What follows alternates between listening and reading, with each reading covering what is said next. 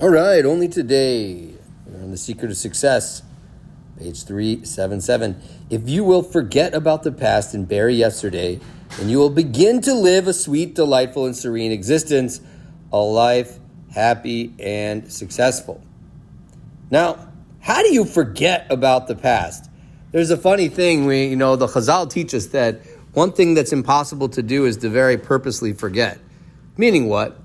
Because every time that I try to forget the past and I focus on it to forget it, I actually cue it back up, bring it right back into my consciousness.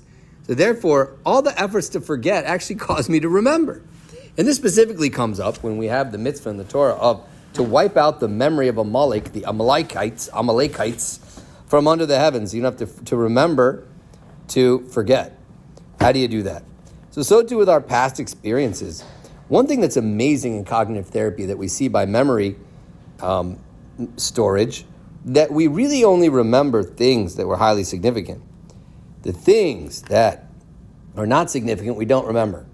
Like, how many people remember what was on the dining room table 4 years ago on the left side when you were busy eating dinner that was not relevant? Most people not. In other words, that we don't remember the things that don't have significance. On the other hand, the things that have major significance, whether it be good or bad, we remember quite clearly, like they were yesterday. And there's a strong power for remembering bad things, kind of like a defensive system in the brain and the body. So how then can we forget about it? One inventive way then is to make something meaningless. The more we make something meaningless, the more we will just let go and forget it. Just like we say, I don't care about that anymore. Who cares about that?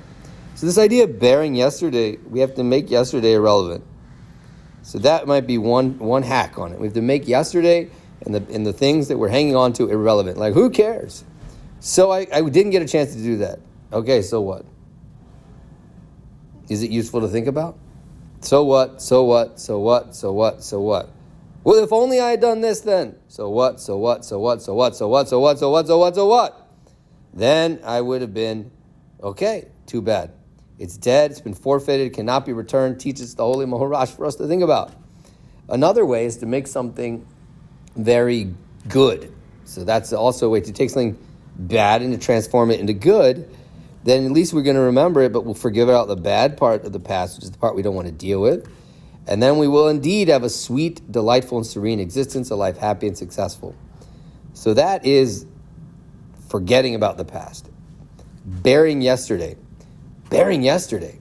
Sometimes a big task in therapy is to bury yesterday, put something to sleep, and just to say it's time to bury this. It's time to let go. So